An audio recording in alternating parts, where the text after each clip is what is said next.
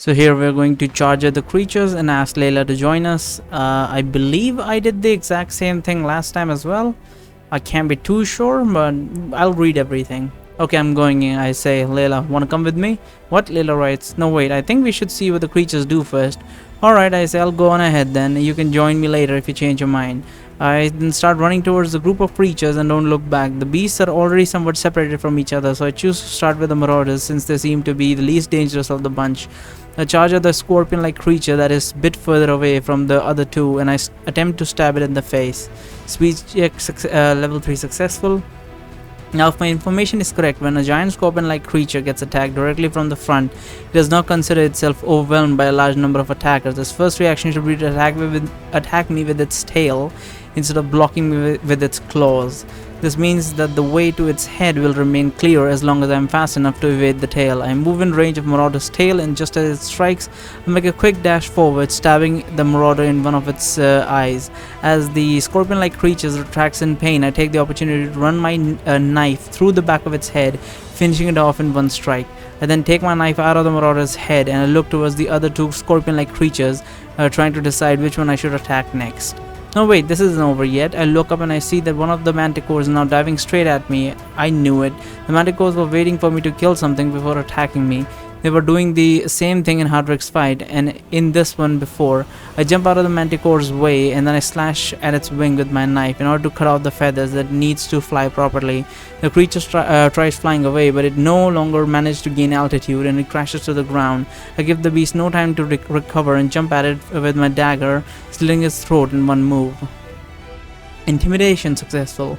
Perfect, 2 creatures are already down, but what about Wilhelm? Is he trying to kill me yet? I turn around and see to my surprise that Wilhelm was not there. He was instead taking cover behind one of the creature carcasses, probably in order to defend himself with a proper potential trampler charge. I guess that my threat was more effective than I thought. This is something new, which did not happen in my playthrough. Hill is about to reach me and she sends one of her blue techs ahead of her in order to save time. I change my mind. The writing says, I'm here to help. Great, I say. She stops in front of me and let's track down the marauder over there first. As we finish talking, we notice Bruce running towards us and then stopping for a few seconds to catch his breath when he gets close enough. You're both out of your minds, Bruce says. Well, you followed us here, so I get that makes 3 of us, I tell him. What are you two planning to do? Bruce asks me. We're just about to go kill the... I stop talking because I suddenly notice that cobras are getting closer to us and the true tramplers are moving around trying to find the best spot from where they can charge us without having to worry about any obstacles in their way. I actually never mind, I say. Hold on, let me think about it for a bit. I believe last time I did try to bathe the cobra in spitting acid on the marauders, and I believe that did work out for me, but I am supposed to choose to kill the manticores first, so focus on killing the manticores first. Spear thrower, strength check level 1 successful, combat technique check successful level 1. We should kill that manticore first, I say. We can't concentrate on killing the other monster if we always have to worry about being attacked from above. What do you have in mind? Layla writes. I want to throw some spears at it, I tell her, and then I point towards the wall of the arena, which have a wide variety of weapons mounted on them, including spears. Okay, but let's hurry up, Bruce says. These beasts look like they could jump on us any second now. We go around the marauders and we head towards the arena wall, which is closer to us, while making sure to never take our eyes off the tramplers and the cobras. When we reach it, I take a spear off the wall and throw it at the manticore. My hit was right on target and the spear pierced the manticore's chest, killing the beast in mid-flight, sending it falling to the ground. The crowd burst into cheer. Actually, I think they've been cheering for a while now. It's just that I've been too focused on the battle to notice. While we were dealing with the manticore, the tramplers have taken the opportunity to reposition themselves, and they are now getting ready to charge towards us at a full speed. The cobra are heading our way as well. The scorpions seem to have given up on us, and they are heading towards the other members of our team.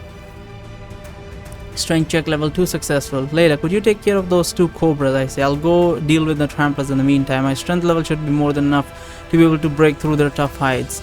I'm on it, Layla writes. You remember what the weakness is, right? I ask her. I remember, Layla writes. Alright, I say. Bruce, I suggest you go with her. I'm sorry to say this, but I don't think you're strong enough to be able to cut through those tramplers' armor. Oh, Bruce says, right, I'm going. As the 2 of them leave, I start heading towards the tramplers. The beasts begin their charge and we spend the next few seconds running towards each other without giving any signs of stopping. Now if what I've read in all my notes is correct. The tramplers are much easier to intimidate than one would suspect. Tramplers are not used to being challenged on their own turf. So if you keep running towards them at full speed while they're charging at you, they will eventually stop charging and back down. I do believe I've read this. Yes, I've definitely read this. On the other hand, if my notes are wrong, then this is not going to end very well. Let's hope for the best. We keep running at each other for a few more seconds, and when I get about a dozen feet away from them, the two tramplers finally stop, and they begin to swing their spiked mace tail towards me in an attempt to intimidate me. It's exactly what I was waiting for. A trampler's strength lies in his charge. A few tail swipes are only good to scare off dumb beasts. They're not going to inconvenience me. I make a dash towards one of the tramplers, make sure to avoid its tail before I step to its right side and stab it in the neck with my knife. As the beast falls down, I waste no time and rush towards the other one. The second trampler attempts to attack me with its horn, but I easily move out of the way and slit its throat with my blade, causing it to fall slowly to the ground as well and die from the loss of blood. Hey, that wasn't so hard. Let's see what Layla and Bruce are doing. Apparently they didn't have much trouble on their end either. The Cobras are both dead and they're already heading in my direction. What about the Marauders then? As I look towards the other members of my team, I see they're all still alive, surprisingly. They haven't even managed to take down a Marauder all by themselves. It sounds like he's talking about a child or something. But they did it all by themselves. I signal Layla and Bruce and we head towards them. Finishing off the last Marauder was a piece of cake. We didn't even need to use its weakness. As we stand there in the middle of all those corpses, we can hear the crowd cheering like never before.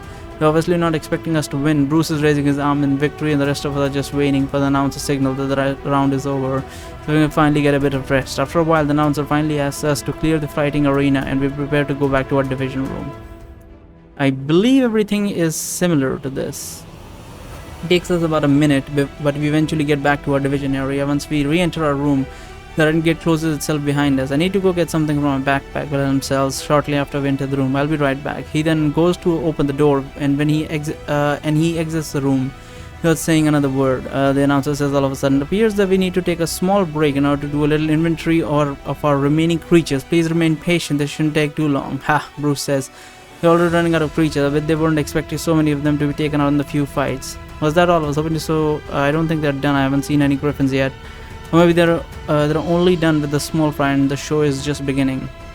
I mean, we did kill a lot of things down there, so this is a non-important choice, by the way, so it doesn't really matter what you choose. Normally here, Wilhelm will be tied up, and so this is not a conversation I believe we have with Bruce, not yet anyway, but we are having it now. So I don't think they're done. I haven't seen any griffins yet.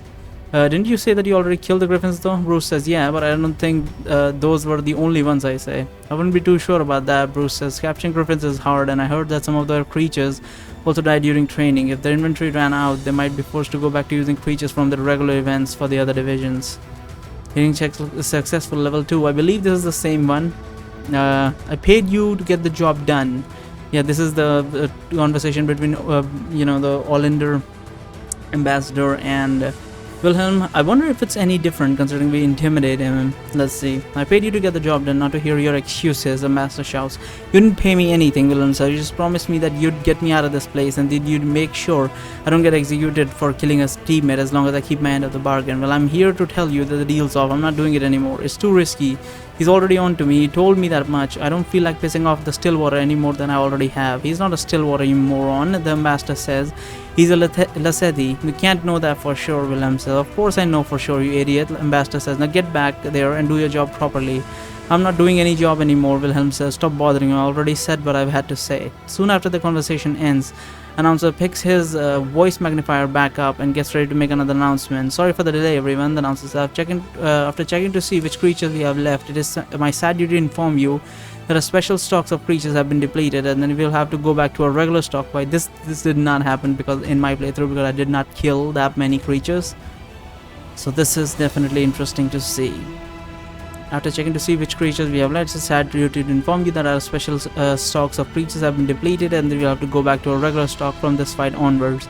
I hope this will not affect your enjoyment of the show too much. Now with all that is said and done, I would like to introduce you to the 5th Division.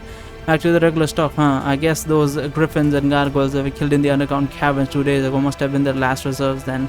It's a good thing they decided to deal with them ahead of time, or that crazy arena owner might as well have thrown them against us. Those against us too. When the next Iron Gate gets released, Gate is the next one to step out in the fighting arena. I really want to read this Gate one because I wonder if it's any different because there are less creatures now. Kate is the first one to step out into the fighting area. As she proceeds to the middle of the arena, the other members of her division also start to follow her in her footsteps. Once I get a good look at all of the Kate's teammates, get a certain realization that Kate is likely the most capable fighter in her division, even without her magic. Most of the other looks severely out of shape. Some of them don't even have weapons. They clearly aren't the types of gladiators that came here willingly.